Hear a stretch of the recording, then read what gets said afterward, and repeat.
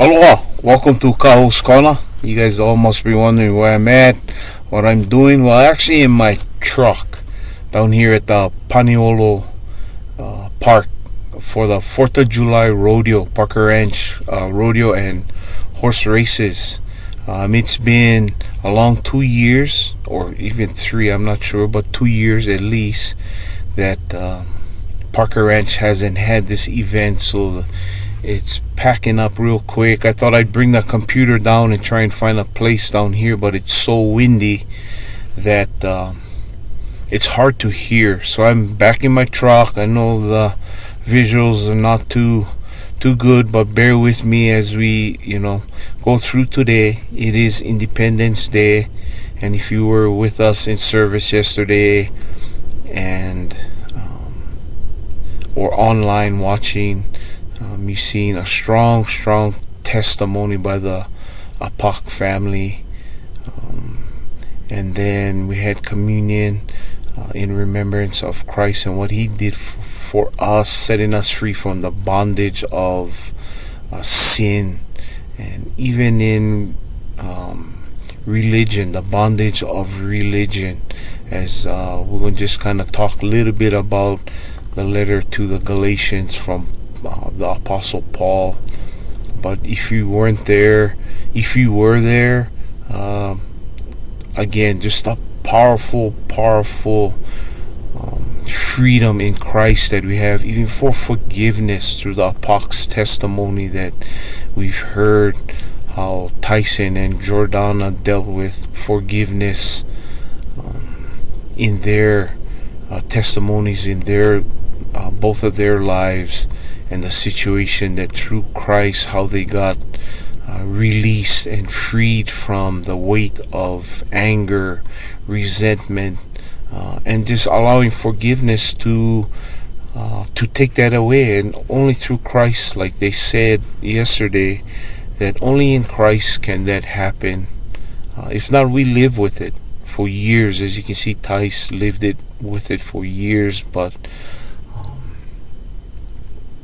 it's a strong testimony that was talked about yesterday, and I was just blessed that I was a part of it, to hear it and just see how Christ would work in their lives. And this is the same situation going on with the Galatians, that Paul said, hey, look, I got to write to you guys that although you are children in Christ, sons and daughters in Christ, why do you listen to false teachers again? Why do you want to be circumcised when circumcision is not going to get you anything? It's only going to get you, you going back to bondage again. Even though you have freedom in Christ,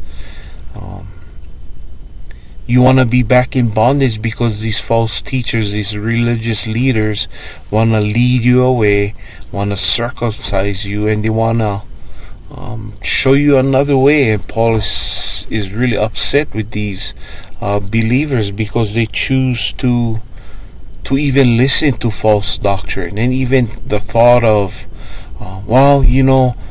maybe Christ is not the way to get saved. Maybe I ought to go get circumcised and live by the law, by the works of the law. And Paul said, you guys got it all wrong. We have freedom in Christ, not the law. The law teaches us how to live, but you're not going to get heaven based on living by the law and trying to do everything right. The whole religious system, even the leaders couldn't do it themselves. So why was the believers in Christ thinking that way? Because of the false teachers who they themselves are under bondage. And I just want to read Galatians chapter 1. And Paul sums it up in this verse. It was for freedom that Christ set us free. Therefore, keep standing firm and do not be subject again to a yoke of slavery. Before they met Christ, they were living under the yoke of slavery.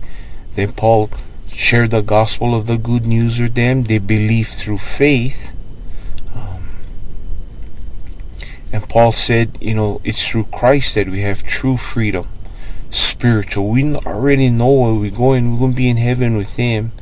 But then these people come into the church like we see today and say, hey, there's another way, a better way. They twist stories around, and now these believers want to say, well, let's think about this. And Paul is saying, if you read the letter, Paul is really hammering down on these believers. But it's true freedom that if we put our faith in Christ and not live by works thinking we're going to get into heaven, then we have true freedom and abundant life here.